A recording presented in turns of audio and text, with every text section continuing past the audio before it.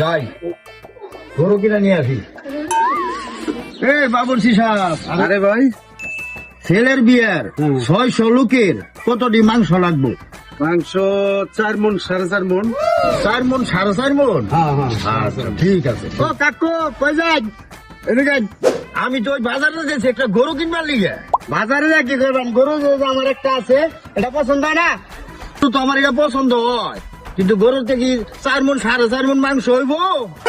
গরু তো এটা তোমার পছন্দ হয়েছে, 4.5 মনের চেয়ে বেশি মাংস করে খালি ঘাস খাইছে, কোনো বুসি টুসি খাওয়াইছে না, একবারে দেশি অরিজিনাল। আচ্ছা ঠিক আছে, তাইলে গরুর দাম এটা কত পড়বো? কাকু গরু এটা তো মাছের কাছে নিলে 1,30,000 নেবো, তুমি 1,20,000 টাকা দিবে আমাকে। আমি ভাই এত টাকা দিয়ে না, আমি এক কথার লোক, তোমার 1 লক্ষ টাকা দিব যদি। বাজান আর 10,000 টাকা বাড়াই দিন বাজান।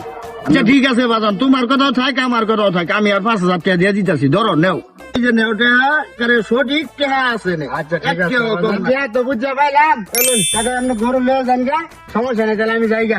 আচ্ছা ঠিক আছে, তে যাও, আচ্ছা। আমি গরু লয়ে গেলাম গা। আচ্ছা তাহলে যাও। ওইটা পড়ছে, সিগারেটটাই খাইয়া লই, খাইয়া পরে রওনা দিই আমি। এই গরু কই নিয়ে যায়? গরু কই লয়ে যাবে না, গরু আমি কিনছি। গরু তো এটা আমার। গরু তো এটা আমি কিনছি। আমার গরু এটা কার কাছ থেকে কিনছো?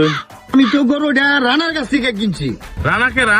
ও ওই যে ওই রানা, ও তো বাটপার, এর কাছ থেকে গরু কিনছো? আমি এই রানা বাটপারের কাছ থেকে গরু কিনছি। আল্লাহ, আমি শেষ আল্লাহ রে আল্লাহ।